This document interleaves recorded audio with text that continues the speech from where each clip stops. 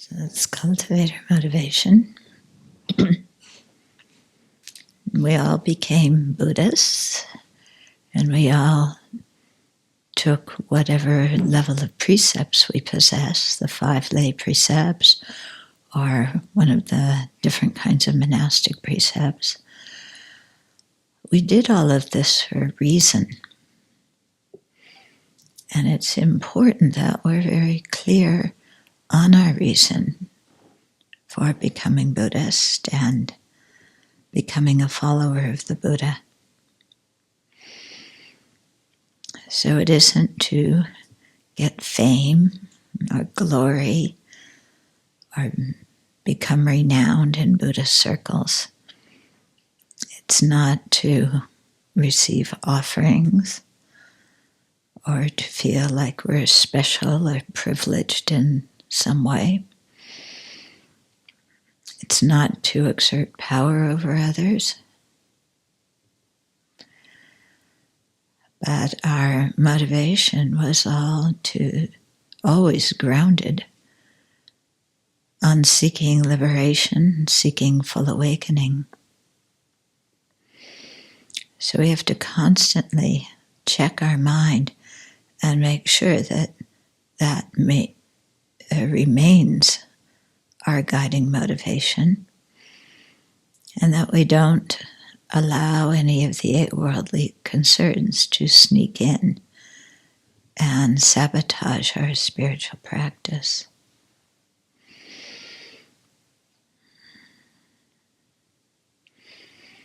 So for that reason, we continuously throughout the day reflect on our motivation and with effort cultivate a motivation seeking especially full awakening based on compassion for each and every living being equally. And then renewing that motivation, cultivating it, building on it throughout the day.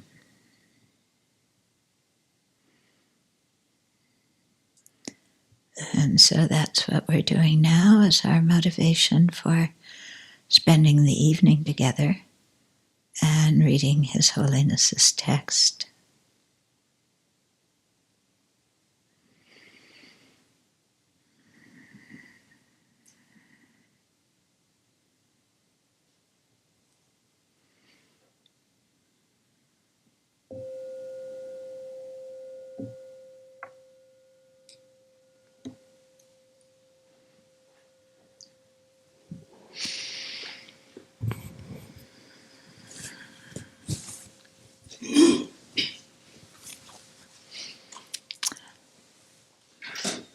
So our motivation is quite important. We always have to come back to it. I spent the day mostly editing some of Venerable Wu Yin's talks. And the last one I did right before coming down here was a story about Master Hongyi, who was one of the Vinaya masters in the late 19th, early 20th centuries. And he was living at Nambutu, the monastery, which was one of the great Vinaya monasteries in China for centuries. And they were doing construction at the monastery. They had to do it all year long. And so Venerable Hongyi, Master Hongyi, had his room. The room next to him was vacant. When they had to continue construction during the winter, then 2 carpenters moved in next door to him. So at that time, they didn't have flush toilets. They didn't have electric lights in Taiwan, or at least not on that mountain. And so in the middle of the night, you have the 2 workers, you have the master, and they had a bucket where they all went pee-pee. So the bucket got quite full during the middle of the night with all of them using it. And it was started to overflow and go, on the, I guess the walkway or, wherever they had put the bucket. I don't know, maybe in some corner somewhere. And then morning came and the workers went off to work and the bucket was still there, filled with all of its nectar and quite stinking up the place. So Master Hongyi took the bucket out and dumped it. He got a mop. He mopped up the mess because it had overflowed and they had all walked in it and spread it all over the place. So he cleaned it up, and then he brought some soil in to absorb any remaining fluid and to quell the stench. And that was it. And then the workers came back in the evening and they saw that the whole thing had been cleaned up. And one worker said to the other, "Oh, did you do this? Thank you very much." And the other worker said, "No, I didn't do it. Did you?" And they couldn't figure out how it had gotten cleaned up. And then they remembered that there was a monk living next door to them. And they realized that he had cleaned up all their pee-pee.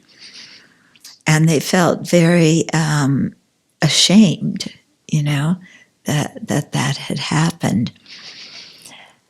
And yet for Master Hongyi, it was no big deal. It was like, okay, this needs to be cleaned up. I clean it up. And so that shows not only his humility, okay, in not thinking, he was special and somebody else should clean the bucket, but it also showed that he, didn't have a lot of this discrimination amongst phenomena. This is good, this is bad, this is pure, this is impure. I like this, I don't like that. I'll go near this, I won't go anywhere near that. Okay? So since he had quelled a lot of that kind of superstition in his mind, to him, cleaning up the bucket was, just something you do and it's done. So, when you hear that kind of story about a great master, it makes us reflect on our motivations for doing things and how when certain things need to be done, we pretend we don't see them. Or we see them and then we quickly leave before anybody can ask us to help. Or if somebody asks us to help, then we say we're busy, or that we did it last time, or that, our little toe hurts and so there's no way we can help with it. We have some kind of excuse, And so then sometimes we leave it so that somebody else has to clean up. And if the other person feels the same way as we do, then the mess stays there and nobody cleans it up. Okay? Because we all feel that we are too good to do that kind of work. Yeah. I am too privileged, or I am too learned, or I am too special, or I am too senior, or whatever it is, to do that. Yeah, but rather we have enough energy to point out the faults of other people in the community. Yeah, we're not too. To anything to avoid pointing out faults in others. We will readily do that. With no hesitation and kind of take pleasure in it. But the mess that we help to contribute to, the overflowing bucket, which included our own pee-pee, we won't go near. So it's just kind of interesting, you know. These kinds of things show us the difference between somebody who's a practitioner and somebody who has, what was that expression, a good mouth? A learned mouth. A learned mouth. So somebody with a learned mouth and somebody who's really a practitioner. Okay? And so it makes us really look inside and, you know, ask ourselves, what is our motivation? And,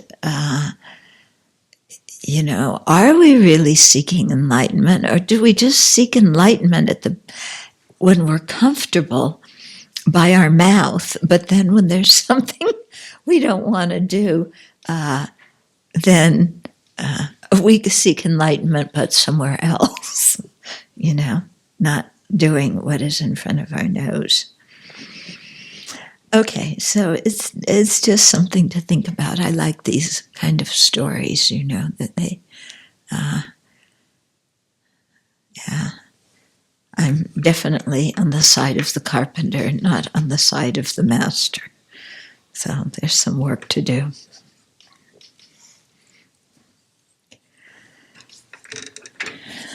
Okay. So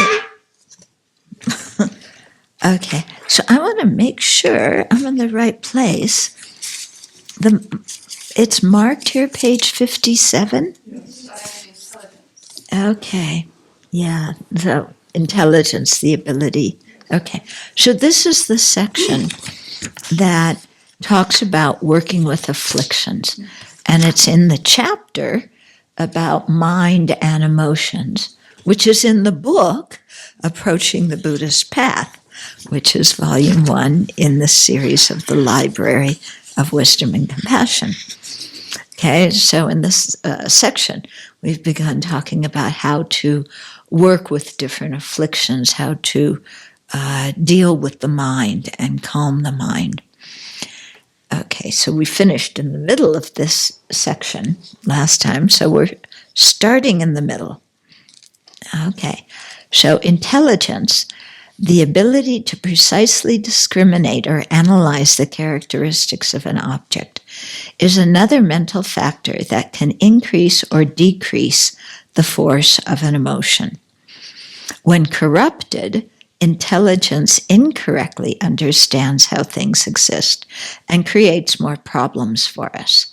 When used correctly, our human intelligence and analytical capacity help us to overcome our destructive emotions. This intelligence may be a thought, such as a clear understanding of the disadvantages of anger, or it may be directly perceive a deeper characteristics of things, such as their constantly changing nature. Okay? Some afflictions are corrupted intelligence. Okay? So they're called intelligence. They aren't actually intelligent. They're rather stupid, but they're called intelligent because they involve an analytic process. But because that process is deeply flawed, the conclusion reached is wrong. Okay? So consider the two extreme philosophical views. Absolutism, or what is also known as grasping at persons and phenomena as truly existent, and nihilism, which is believing conventionally existent phenomena are non-existent. Okay? So we often hear about those two extremes, absolutism and nihilism. So simply saying to ourselves, when we notice one or the other, this is a wrong view, will not make either of these disappear. Nor are prayers and virtuous aspirations sufficient to vanquish them. We have to counteract them directly by developing the wisdom or intelligence, okay, prajna or sherab in Tibetan, the wisdom or intelligence that understands reality. Absolutism and nihilism arise through thought processes, so they need to be counteracted through correct reasoning that shatters our previous certainty. As our understanding deepens, our wisdom will become the direct non-conceptual perception of the nature of reality. Okay, so this relates to what we were going over in the debate class last night. So initially, if we have the view of absolutism or the view of nihilism, what kind of consciousness is that? It's a wrong consciousness. Okay, conceptual or non-conceptual? Conceptual. Okay, and so then to move out of it, we can't just say, this is a wrong view. Okay, there are stages of getting ourselves to the right view, and just saying this is a wrong view doesn't get us there. So from a wrong view, where do we go to? Okay, the doubt that tends towards the wrong conclusion. Okay, so we had the wrong conclusion, we held on it firmly, now it's beginning to loosen because we go to the doubt, but it's still the diluted doubt inclined towards the wrong conclusion. Then we go to, okay, so an equal doubt, that is like, well, maybe things aren't inherently existent, but maybe they are. And then you go to doubt inclined towards the right conclusion. Yeah, I think things lack inherent existence, but I'm not really sure. And then we go to correct assumption. Yeah, that makes sense that things aren't inherently existent.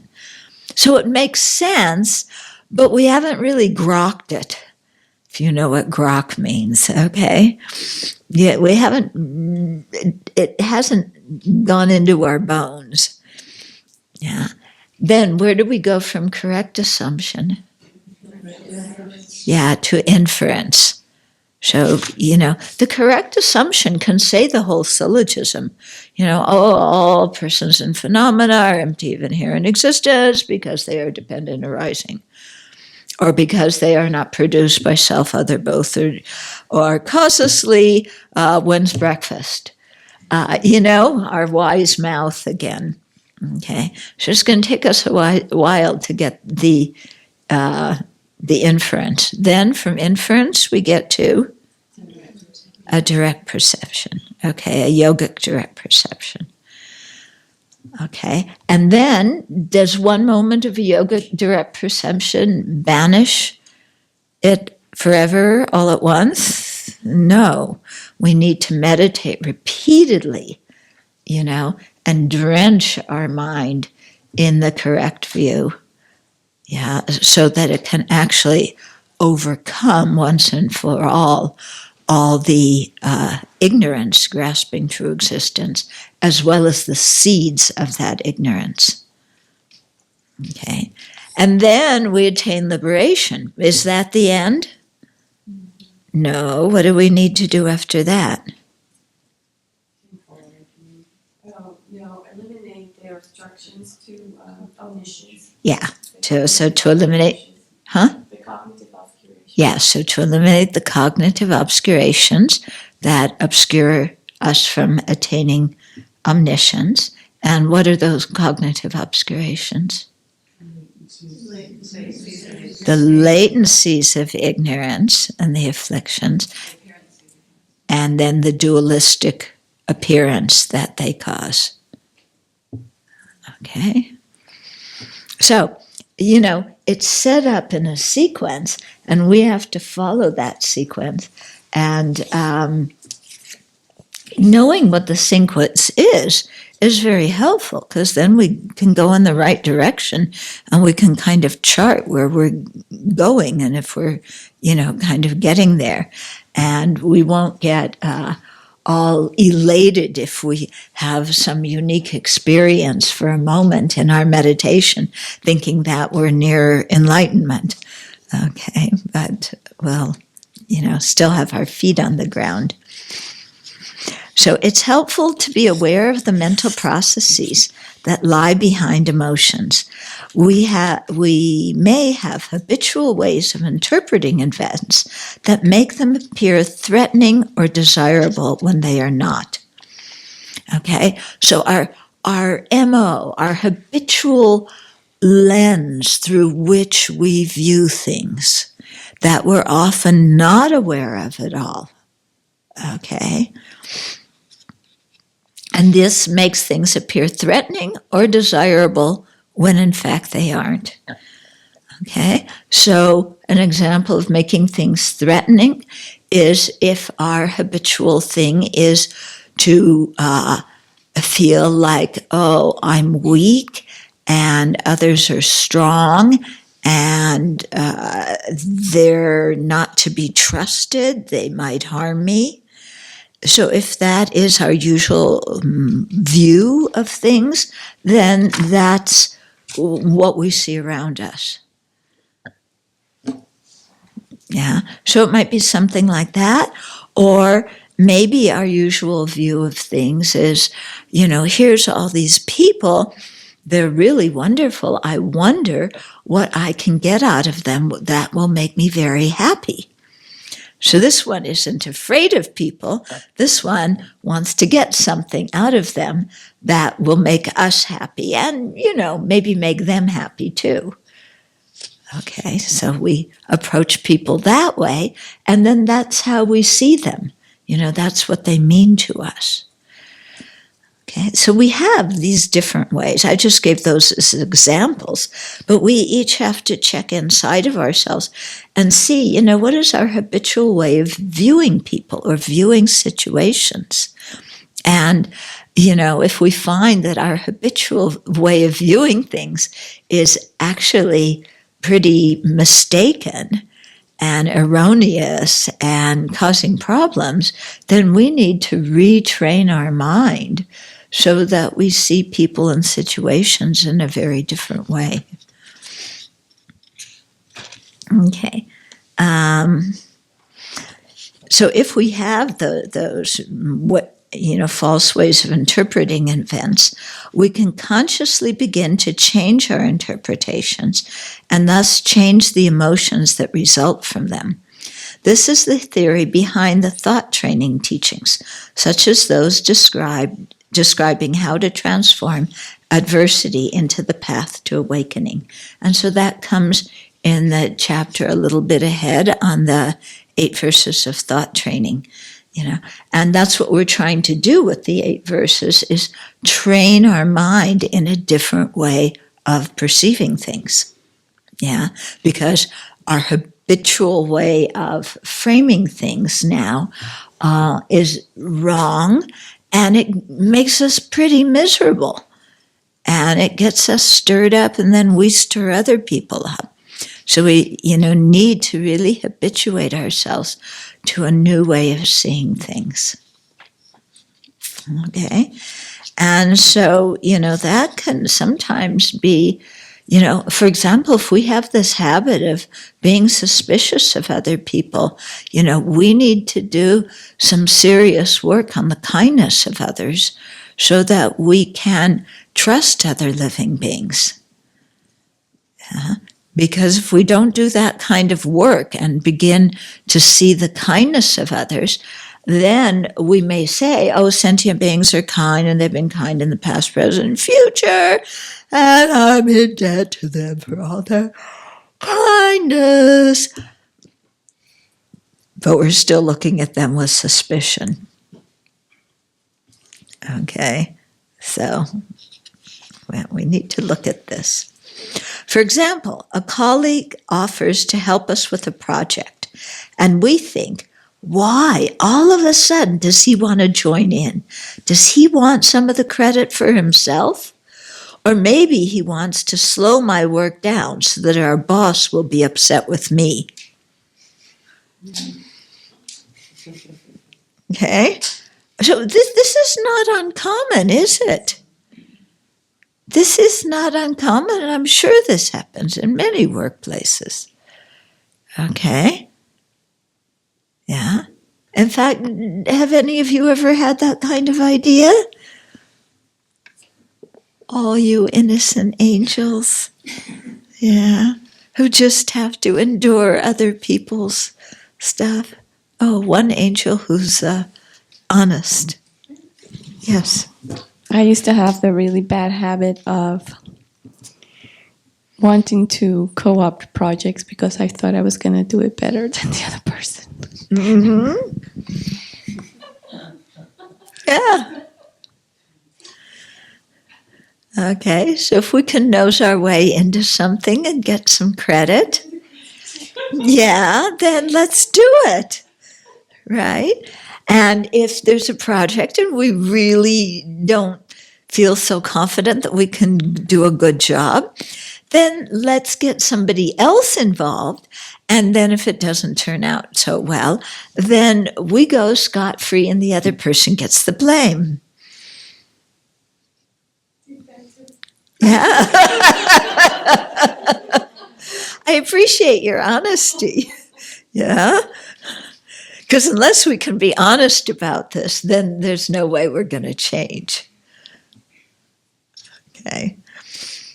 So then, we begin to see, oh, look how my mind works. I'm always looking out to get the best deal for myself, and to make sure I get the credit and somebody else gets the blame. And this is how I approach so many things in my life. Yeah. From the smallest tiny thing to some big thing, we're always navigating with this kind of thing in mind. Okay. Although we are not trained psychologists, we may even attribute a mental disorder to somebody else. Okay? So, there's somebody in our workplace, there's somebody else in the monastery that, we don't get along with. So this guy is passive aggressive and he's manipulating me because he wants my job. So, we're holding on to our job tenaciously because we want the credit and we want the advancement, But that guy, he's passive aggressive. He's manipulating me because he's trying to get me out and take it all away. Yeah? So, all of us have become amateur psychologists nowadays, haven't we? We diagnose people right, left, and center. Do you agree, psychologists or not? Yes. I've even gone to her and said, I think this person is, what was it? Oh, bipolar. Yeah. But she agreed with me. It took a while. Yeah, I diagnosed first, and then I got the psychologist to agree with me. No, it wasn't bipolar. It was passive. It was borderline. It was borderline. That's right. Yeah. See, I'm not even a psychologist. I can, diagnose anybody. And as soon as you diagnose somebody, then, of course, you've got them pinned. Yeah, because then there's something wrong with them. Okay, so in this kind of case, we are mind reading, okay, projecting a motivation to someone's action with little evidence. But I had lots of evidence when I did it. Becoming suspicious and hostile, we respond with a snide remark, and a conflict takes off. Unfortunately, many misunderstandings and arguments among people, groups, and nations occur in this way. In addition to developing our human intelligence and learning to use our logical abilities correctly, we need to make our minds receptive so that the seeds of constructive emotions and attitudes can grow in it. We do this by engaging in spiritual practices that diminish and purify the seeds of harmful deeds in our mind stream. In addition, practices that accumulate merit, the seeds of constructive karma, increase the force of our wholesome tendencies. These practices include being generous, living ethically, and cultivating loving kindness. And these are also the practices when we talk about Nundro or some of the preliminary practices, things like doing prostrations, Vajrasattva mantra, making offering bowls, offering water, doing Dorji Hadro fire puja, or meditating on Samaya Vajra, or making mandala offerings, doing Guru Yoga, generating bodhicitta. So all these kind of practices that we do repeatedly again and again and again, and often try and accumulate 100,000, which really means 111,111. These are done to purify the mind and to accumulate merit. And that's very important. When I started Buddhism, I didn't understand that. What's purification, accumulation of merit? And yet my teachers kept talking about it. And so, I started doing those practices, and I found that they actually help quite a bit. It's like my mind became more receptive to the Dharma. My mind became a little bit calmer. Yeah. And so then you can begin to see the reason why those practices are prescribed and the benefits that you derive from that.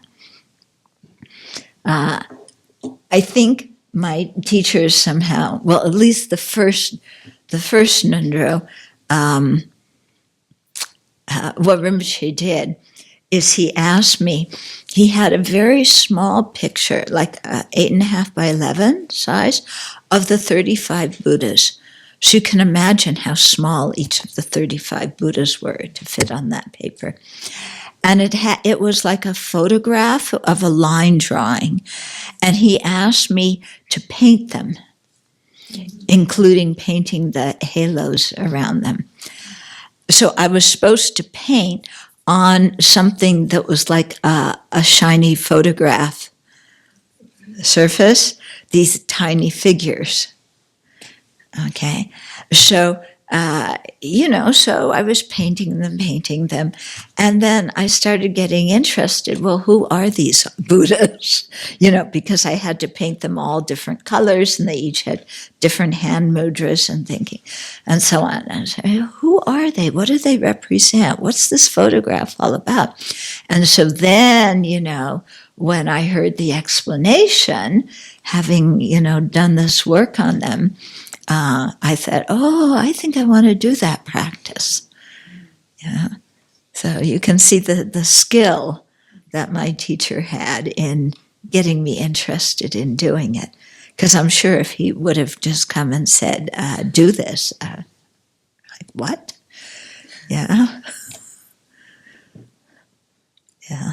Vajrasattva was another issue because they were organizing a group Vajrasattva retreat. So if a whole group is doing it, well, I don't want to be left out. Okay, and especially when I heard from the people who had done it the year before, how wonderful it was. I said, I've got to do it too. Yeah, great motivation, huh? But it had a good imprint on it had a very good effect on my mind, And before I started the retreat, I said, I'm doing this retreat and I don't care what happens, I don't care if somebody dies, I don't care what's going on. I am doing this retreat and I am going to finish it.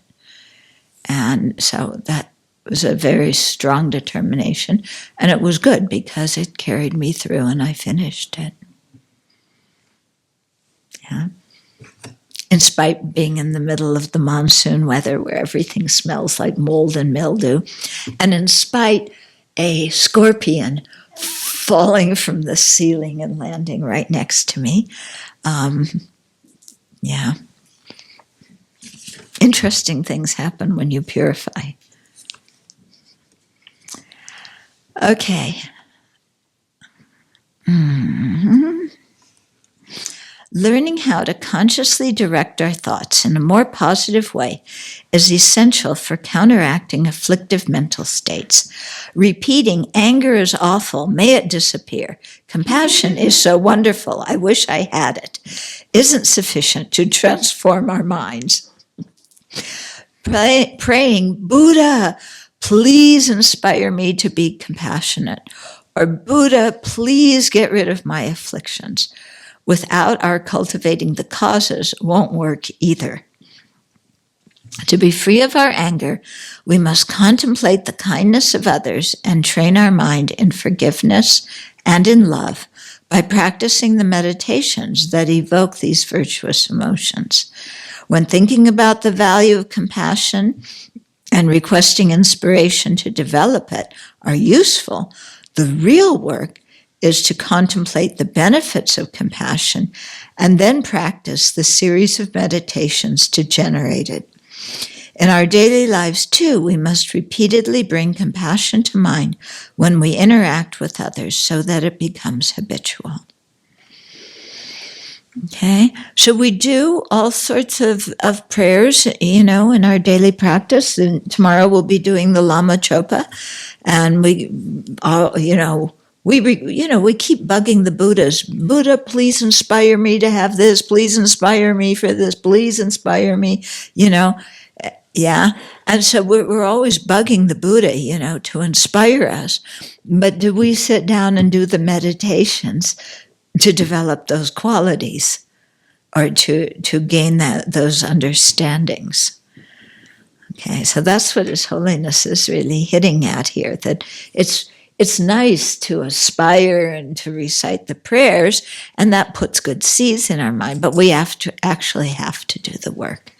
Yeah.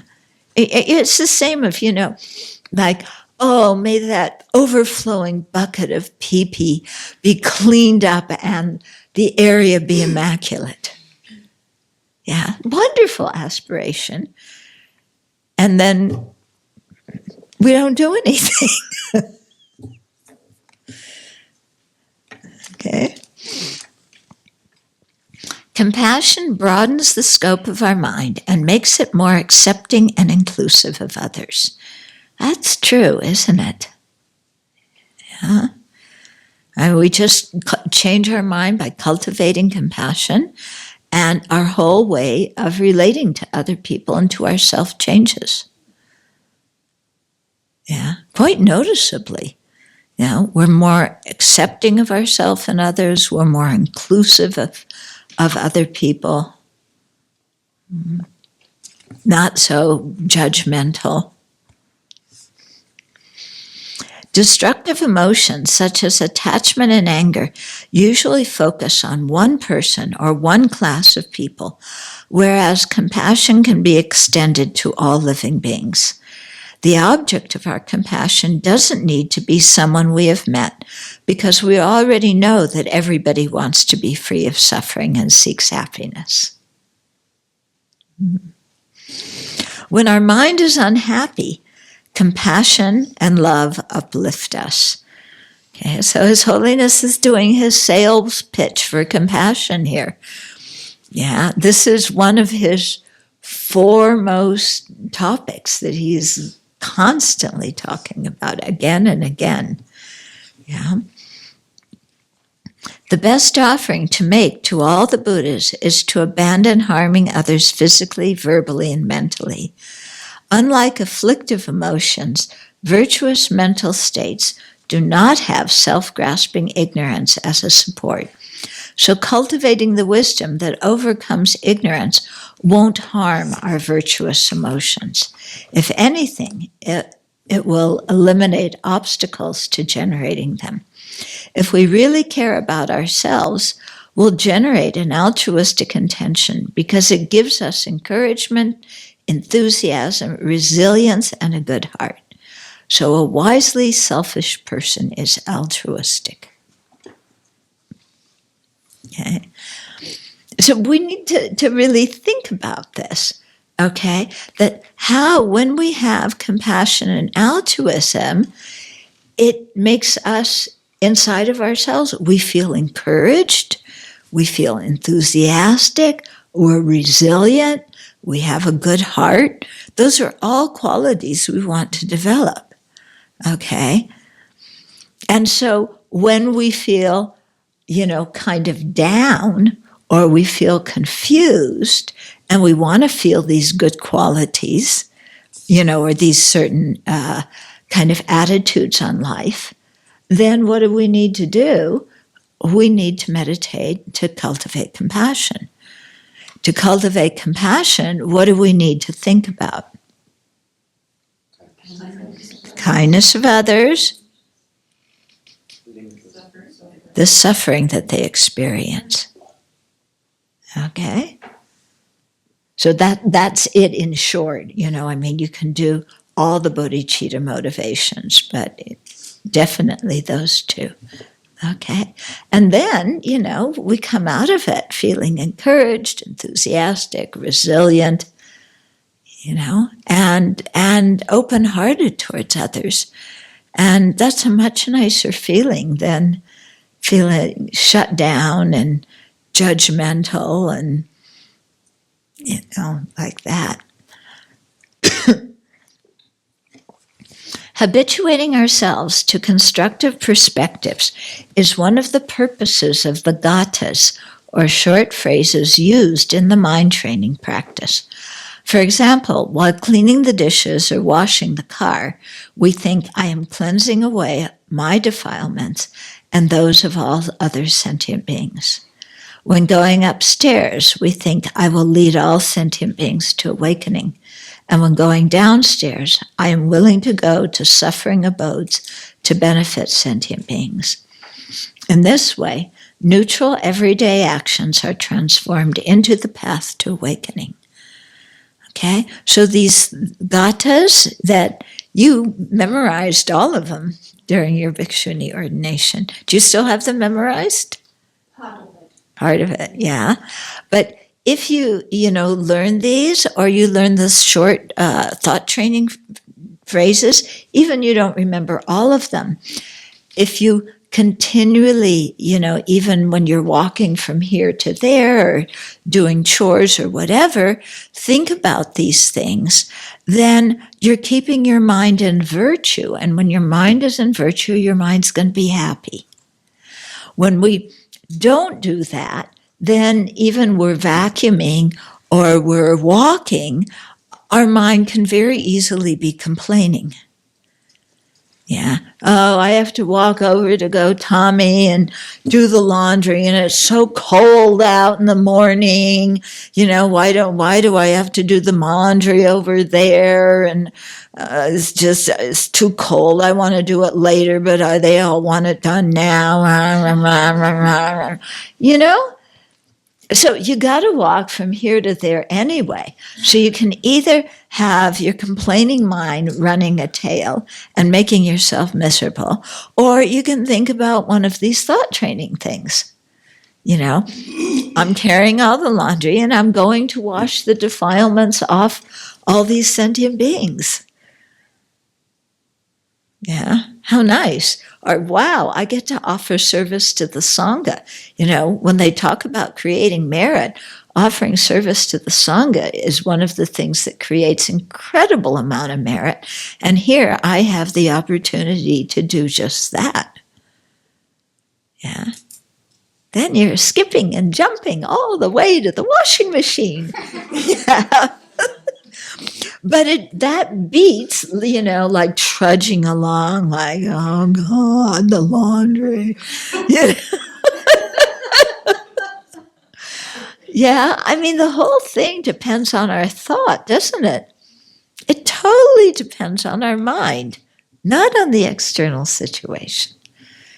Yeah, so our mind can make us miserable and our mind can make us joyful. And so it depends where we choose to direct our mind. Some afflictions are destructive emotions that are counteracted by generating opposing emotions. For example, to counteract anger and hatred, we meditate on love. Other afflictions are distorted attitudes and wrong views that are counteracted by seeing that the object they apprehend is false. For example, the ignorance that grasps true existence is counteracted by the wisdom realizing the emptiness of true existence. Okay? So, different ways to counteract different kinds of afflictions.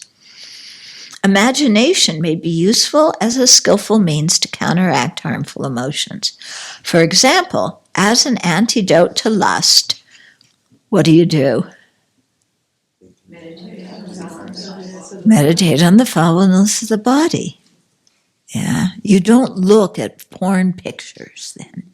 Okay, that's not the antidote to lust. Okay, so for example, as an antidote to lust, the Abbey Dharma prescribes meditating on the universe being filled with bones. Remember I was telling you about that meditation? It's actually a lovely meditation when you do it. I mean, it really settles the mind down. It's explained in Volume 3. Although the universe isn't actually brimming with bones, by having us contemplate the inside of the body, this technique works to eliminate obsession with sex. In cultivating loving kindness as an antidote to anger, we may imagine others being happy, and when cultivating compassion, we may reflect on their suffering and wish them to be free of it.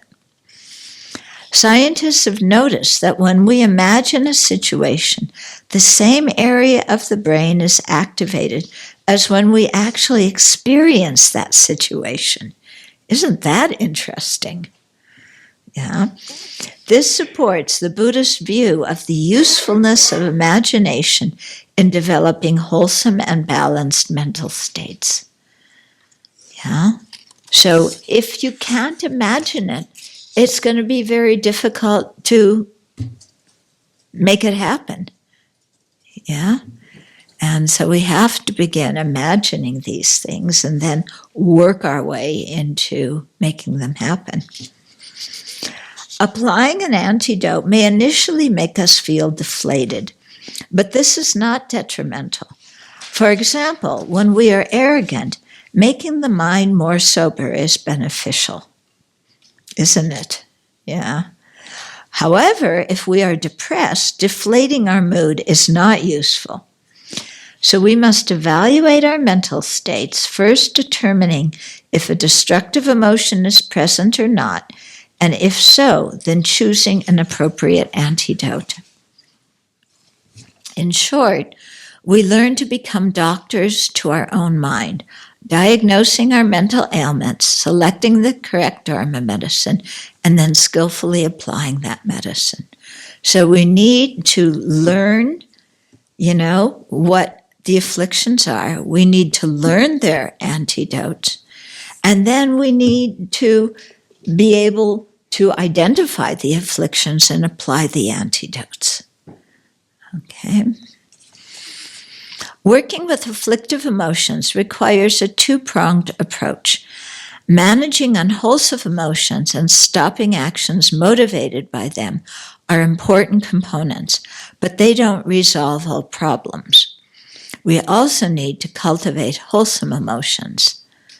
Okay, so it's opposing the things that get you into trouble and cultivating the constructive emotions that create goodness. Although we may not initially be able to call upon these positive emotions in the heat of the moment, gradually and diligently cultivating them in our meditation practice affects our temperament and influences our emotional patterns.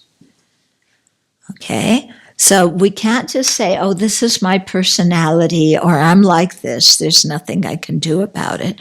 We can do something about it. And how do we do that?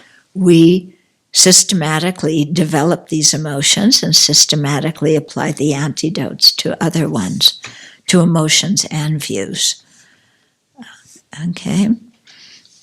The more familiar we are with these beneficial emotions, the less susceptible we are to harmful emotions. Yeah, it's like developing an immune system. Yeah, we have to develop our emotional immune system. Developing constructive emotions is similar to both. Oh, it says that in the next sentence.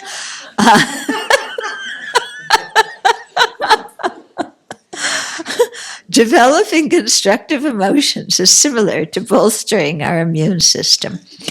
Cultivating love strengthens our emotional immune system, our emotional immunity to anger. Developing compassion prevents cruelty. Joy opposes jealousy, and equanimity averts bias due to attachment, anger, and apathy. Yeah, so we see what's afflicting our mind, and then we apply the antidote. Reflecting on the benefits of having a particular wholesome emotion invigorates our efforts to develop it.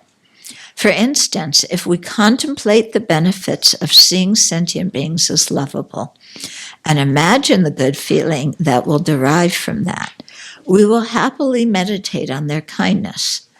This will cause feelings of gratitude and appreciation for others to arise naturally in our mind. To see the advantages of certain practices, we can ask ourselves, what is disrupting my inner contentment? Then we see the negative emotions as the culprits and want to oppose them. With this determination, we will seek the methods to counteract those disturbing emotions and diligently practice these methods. Okay. So, reflections. This is your homework. Yeah, talk about it at breakfast, lunch, medicine meal. Yeah, until next Friday. And you know, that doesn't mean stop after that, but, you know, really try and think about this. So first thing, how can you differentiate a destructive emotion from a constructive one? So when you talk about it in terms of your own experience. How do you figure out when there's a destructive emotion going on in your mind or a constructive one? Yeah. Then 2, what are the benefits of subduing disturbing emotions and cultivating wholesome ones? Okay, so think about that. And there are many benefits, so not just 1 or 2.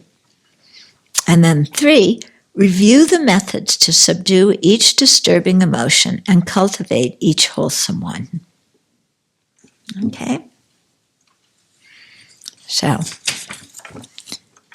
that's better than talking about the temperature of the oatmeal and if it's too hot or too cold or too cooked too well or not cooked enough.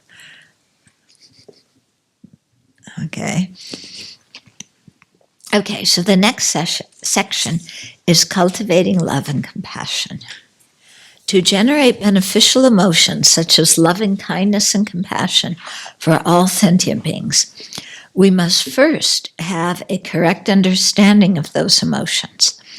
The love and compassion we cultivate in our spiritual practice should not be confused with the ordinary love and compassion we feel for our dear ones, which is usually grounded in self-referential considerations, such as, this person is my friend, my spouse, my child, my parent, and so on. Okay, so anybody relating to me, anybody who brings me happiness, then much easier to have love and compassion for them in an ordinary way. Okay, while such love may be very strong, it is tainted with attachment because it is partial towards those who please us and biased against those who displease us. Yeah, and this is the way worldly people are, aren't they? Yeah. These people are nice to me. These people are part of my family or my group. So they're better and I will care about them. And those people aren't part of my group and they harm me and they do awful things. So, I don't like them and I'm not going to lift my little finger to help them. Yeah. And you'll hear people say it just exactly like that. And they're kind of proud of it, This guy's such a jerk. I won't lift my little finger even if he's dying. And people say, have you heard people say stuff like that? I have. Yeah. And they say it with such pride of, like, I'm superior to that guy. I'm not going to go out of my way for them. Yeah. And then some people, they really kind of congratulate themselves on the strength of their arrogance and their anger and their decision to just ignore somebody else. Okay. So, we have some stuff to clean up, don't we? As we have seen, once we are attached to someone, the stage is set to later be angry at them. Yeah. Attachment, total setup for anger. Why do we get angry at them later? Because they failed to meet our expectations. They failed to fulfill our needs. They don't do what we want. So the more attached we are to someone, then the angrier we get when they don't conform with our notions of what they should do or be. The love and compassion we seek to cultivate in Dharma practice is based on having an equal-hearted sense of concern for all beings simply because they exist and they want happiness and not suffering, just as we do.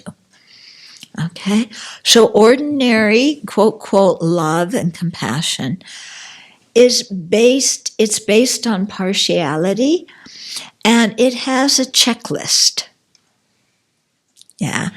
And we may not be conscious of our checklist, but it's there. Yeah. You give me gifts. Check. You say things I like. Check. You take my side when somebody else criticizes me. Check. Yeah. I can turn to you and ask for help and you'll do it. Check. Yeah. So there's all these conditions. And if a person meets those, then we have love and compassion for them. Yeah. But if they meet them and then they stop meeting those conditions, we have strings attached and then, they're taking the strings out of our hands and we don't like that. We can't play them like puppets anymore. So what we're trying to do in Dharma practice is create a sense of love and compassion that doesn't have those strings, that doesn't have those conditions. And it's not easy because we are so well trained in having a series of conditions and expectations. And not only are we well trained in having them, but we feel that if we give them up, then other people will take advantage of us. And that's one thing that terrifies us. We do not want to be taken advantage of. So that always reminds me of the Catholic priest who works in the barrios in Los Angeles. What's his name? Boyle. Boyle. Yeah. Yeah, Gregory Boyle, right? And, some people said that to him, you're helping all these gang members, don't they take advantage of you? And he said, I give my advantage away. Yeah. I thought, wow. You give your advantage away so that you're not always looking at people in terms of what they've done for me and what I've done for them, and is it fair? That's no longer your way of deciding whether to help or how much to help. Yeah. Instead, the criteria is this a sentient being, and do they need help? Yeah. There's not this, and I don't know, are you very discriminative in terms of what I've done for them, and are they reciprocating properly? Yeah, and I don't want to be taken advantage of. Yeah, you're always asking me for this and this and this and this, and I'm not going to let you take an advantage. So I'm not saying that we just do whatever anybody else wants. Yeah, and certainly Father Boyle didn't do that. He had wisdom. He said yes to some things. He said no to other things. So similar to that, to us, similar to him, we can do that. But the thing is, the perspective he's looking from isn't a perspective of, are we equally compensating each other? The perspective is, what does somebody need, and does my acting benefit them in the long term? That's the perspective. And if it benefits them in the long term, great. If it doesn't benefit them in the long term, leave it. Yeah? So it might be that you have, some kid who's just coming and asking again and again and again and again for something, and you say no, not because you've given them more than they've given you, but because you see that they need to learn to take care of themselves, or they need to learn how to accept the frustration of not getting whatever they want. Yeah, so you still say no. Yeah, you don't become a doormat, but it's a wisdom kind of assessment, not a biased one. So this takes a lot of slowing down and really being able to think about things. Yeah. Whereas our usual thing of, well, okay, what have they done for me? How many favors have they done for me? And how many favors have I done for them? And then I decide whether I'll say yes or no. How thankful are they for what I do? How unthankful are they for what I do? All that kind of assessment, that isn't involved, in a way such that it's self-referenced, Okay. Even if we understand the meaning of genuine constructive emotions, we may doubt that it is possible to develop them. We must remember that the seeds of constructive emotions are naturally in our mind stream, and when cultivated, they will increase. Everything becomes easier with familiarity, and positive emotions are no exception, said Shantideva. So don't think that Shantideva lies, because he doesn't. Okay, when we have the confidence that it is possible to develop positive emotions, we make the effort to do so. At this point, we engage in the meditations to cultivate equanimity and to see others as kind that precede the actual cultivation of love and compassion. Meditation on equanimity helps us to go beyond the limitations of our judgmental attitude that classifies people as friends, enemies, and strangers, and elicits the emotions of attachment and animosity and apathy towards them. By seeing that everyone is just like us in wanting happiness and not wanting suffering, equanimity sets the stage for cultivating love and compassion for all beings, no matter what they believe or how they treat us.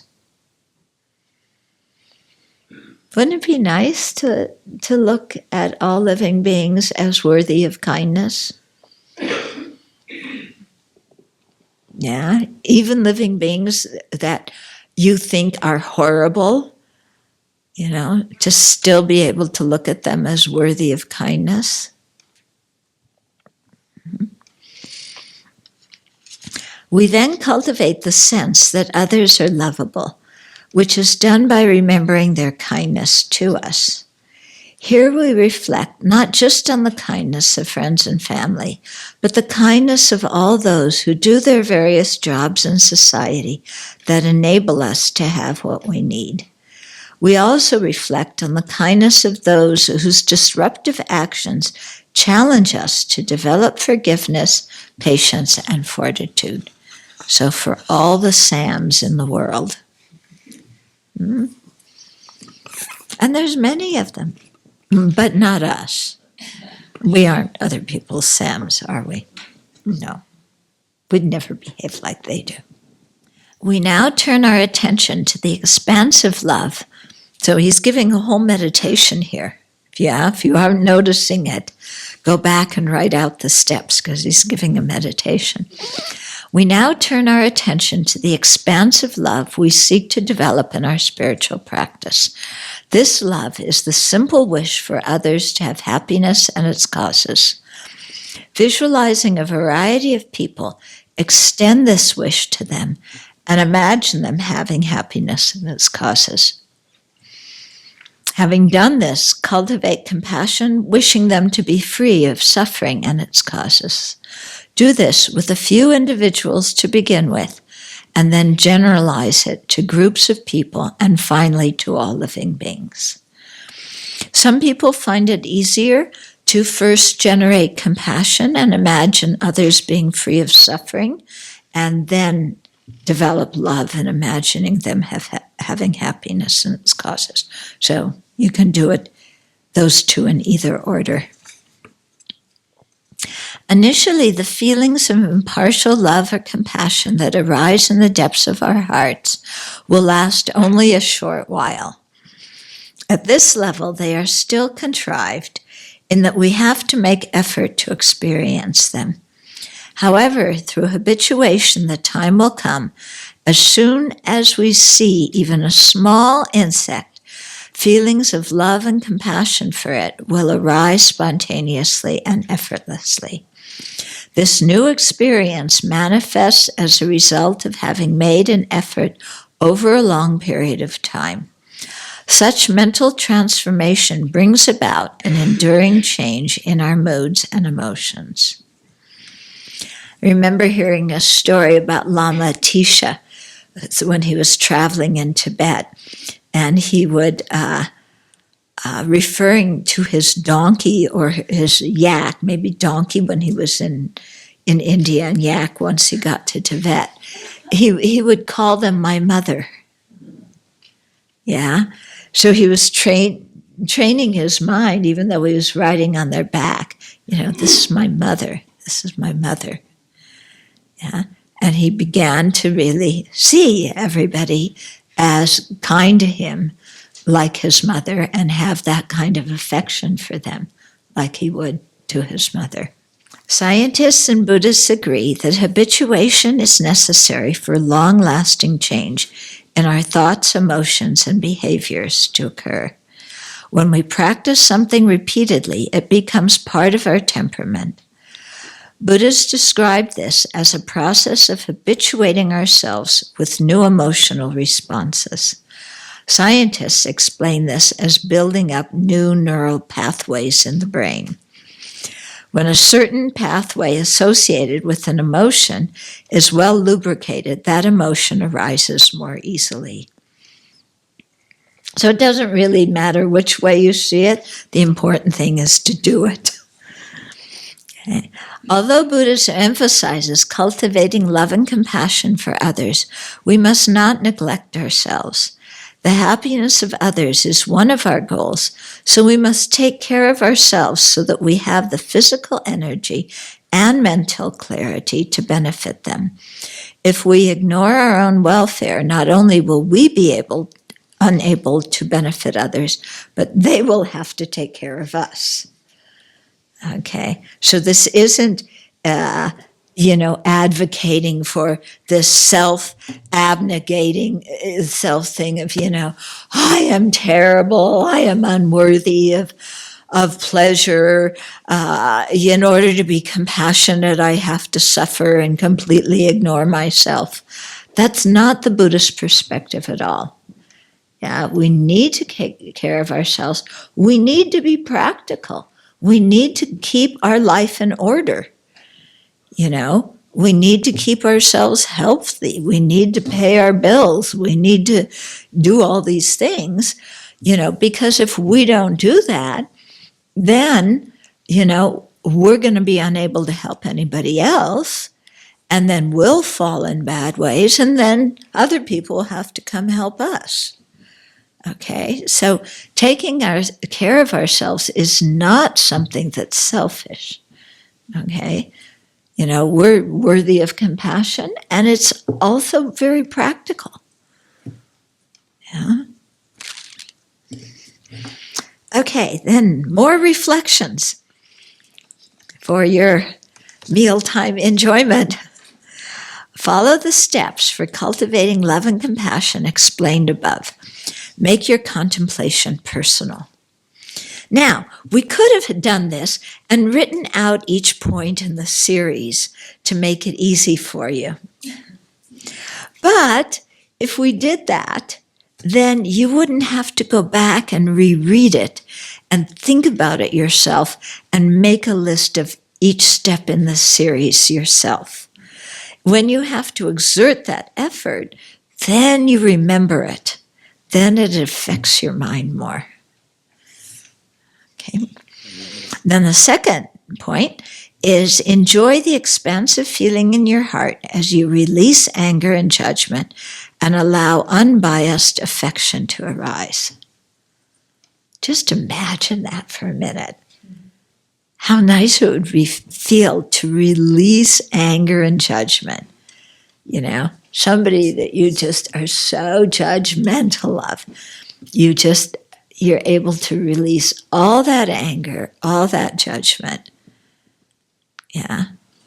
And see that, in a previous life, they were your mother, and in the present life, they've also been kind to you, and just see them through that lens. And wouldn't that be incredible?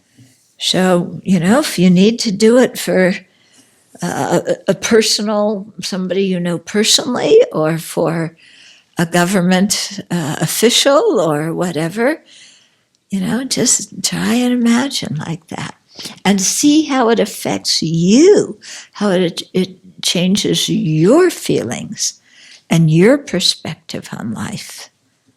Yeah. So you're the one, when we generate that kind of perspective, we're the ones who benefit, not the other person. I mean, they receive some benefit in the sense that hopefully we're nicer to them. But the real benefit accrues to us because we're changing our own mind and we're releasing these negative emotions and replacing them with positive ones. So a good state of mind. The calmer our mind, the easier it will be to deal with problems. Isn't that true? Yeah. Rather than wait for a crisis and then search for a way to handle it, we should practice open-mindedness and kindness on a daily basis. Then when problems or even traumatic events occur, their impact will be less severe and we'll be able to return to a balanced state of mind more quickly.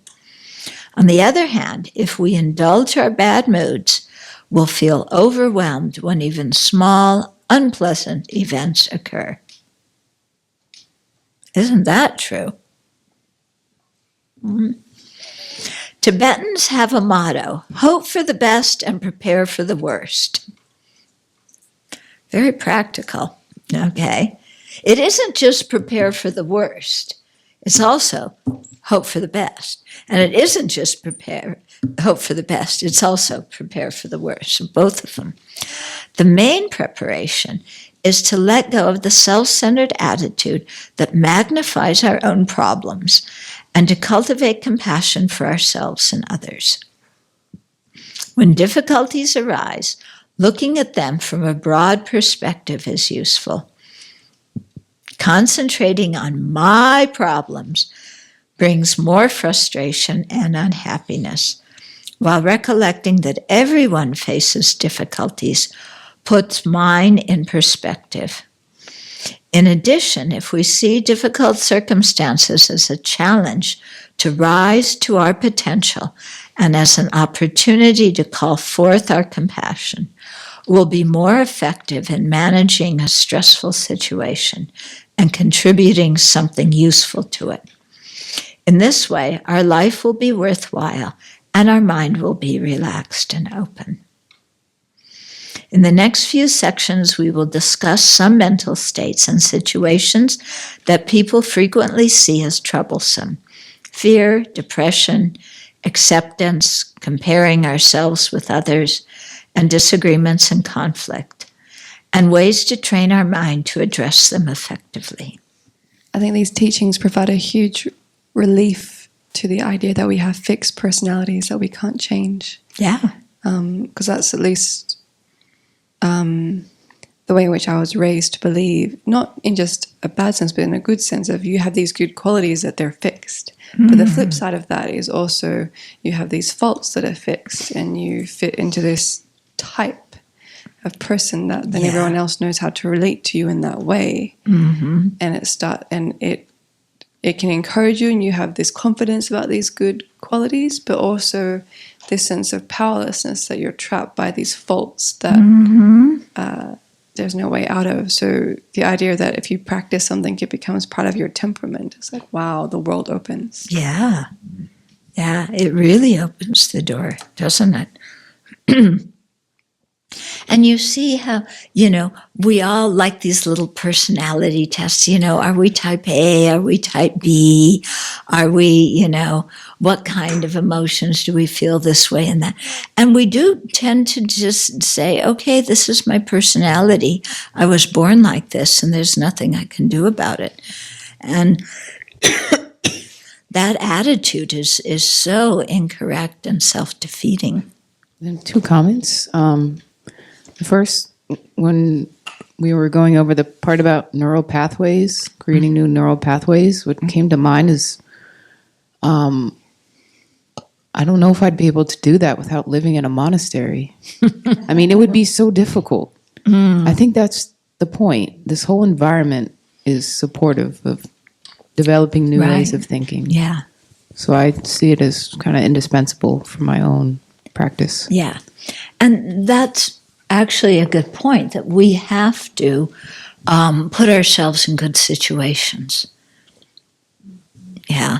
If we really want to develop, because at the beginning we are so easily influenced by the environment, then it's really crucial that we put ourselves in good situations. Sometimes it's easy to be a little bit arrogant and think, oh, well, I can put myself in a difficult situation because I can manage it. Or I'm going to, all these other people in this difficult situation are suffering, so I'm going to go there and save them, when we can't even manage our own mind first.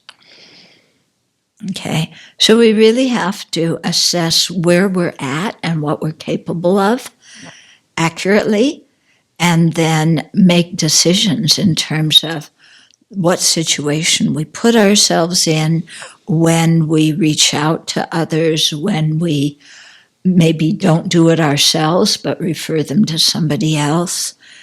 Okay, so there's a lot of wisdom that needs to be developed here.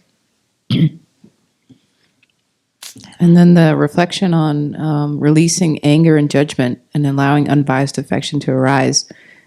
What came to mind is doing that towards myself. And if I could do that, how transformative it would be. Yeah, wouldn't it? And then I think I could get somewhere thinking about other people. Yeah. Yeah. So if you have very heavy self-judgment, you got to start with yourself and start releasing that. Yeah. because it's all just garbage. All that self-judgment is just garbage. So we have to release it. Yeah. Otherwise, what are we going to do? Oh, I'm so creepy and grummy, I can't do anything right. But other people are perfect and they can do everything. Is that an accurate view?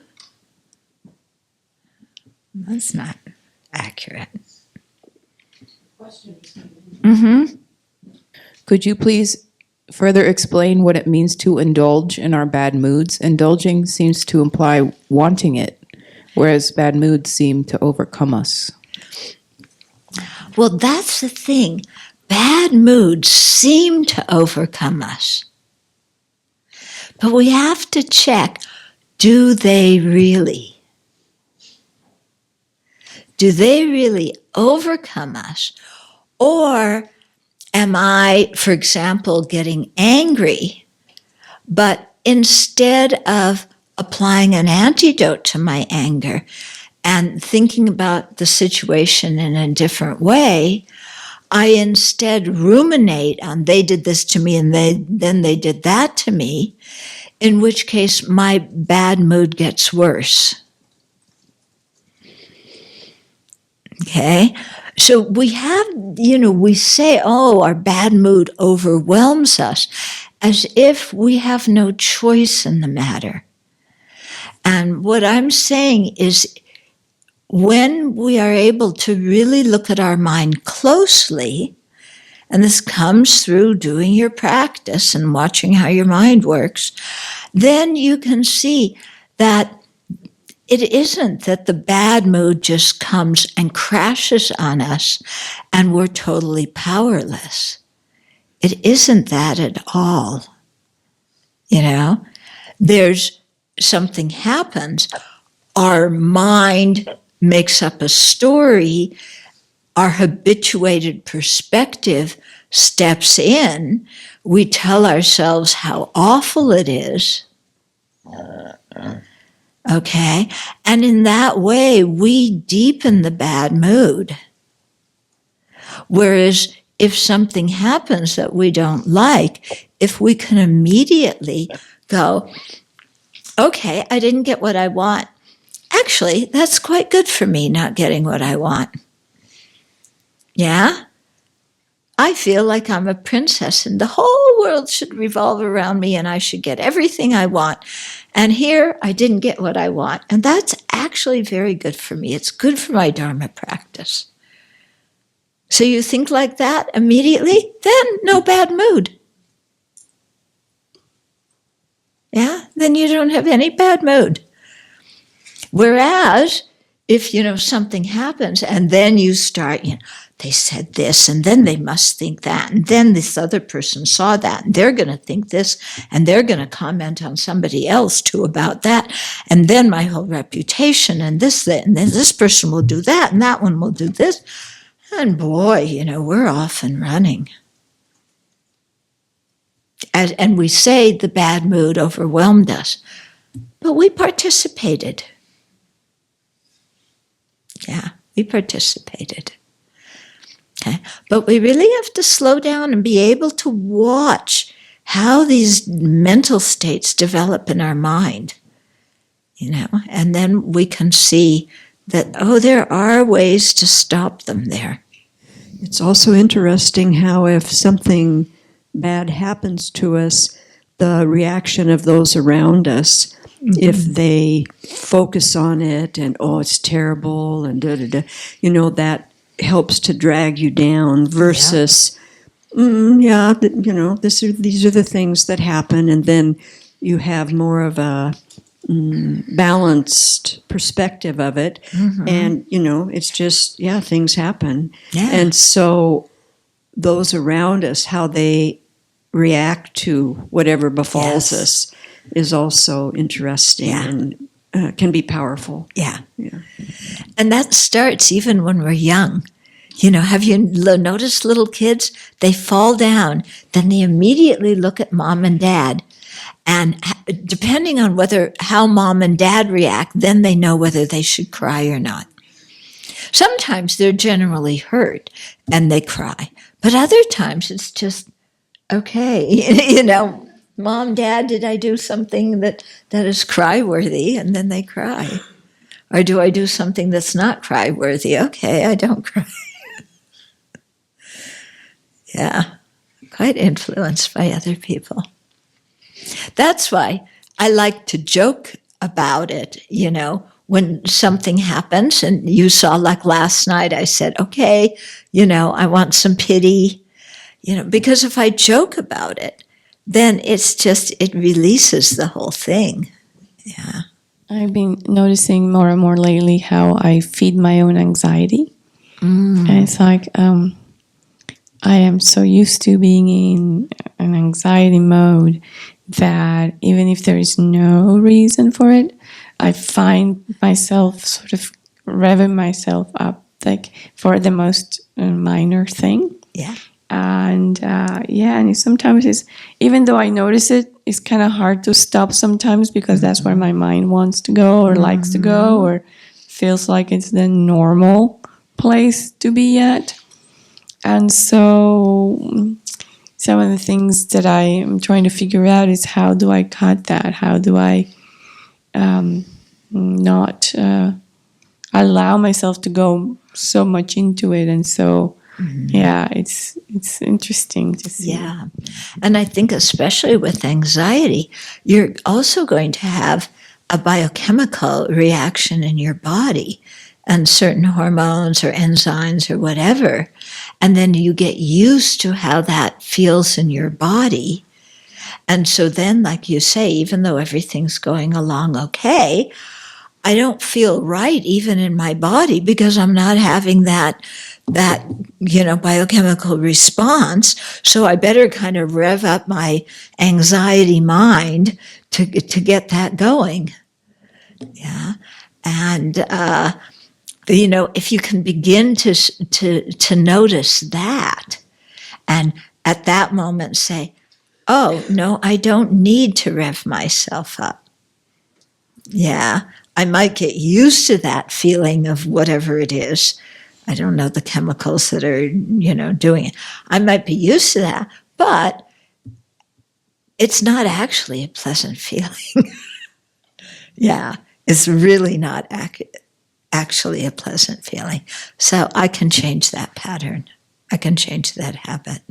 Years ago, I was reading about how sorrow or depression, you can get certain chemicals being released. Mm-hmm. And although we wouldn't consider them pleasant, you can become addicted to them. Mm.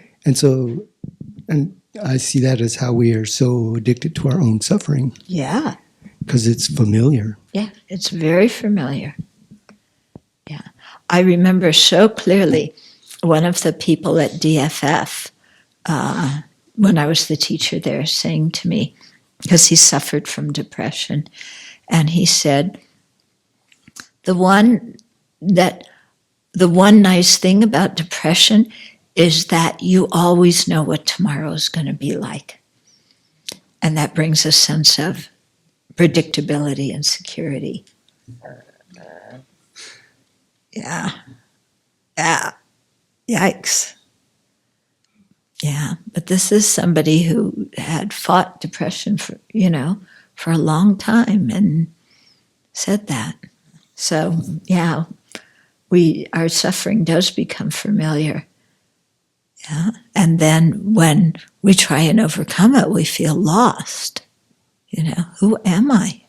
Okay, so let's create new patterns and not worry about who we'll become if we let some of the old patterns go. That should not be an object of our worry. Yeah, there's some things we don't need to worry about, like, who am I going to be if I stop having so much anxiety? Well, stop having the anxiety and find out. It's part of my story. Yeah, it's part of my story. Who am I going to be? Well, let's find out.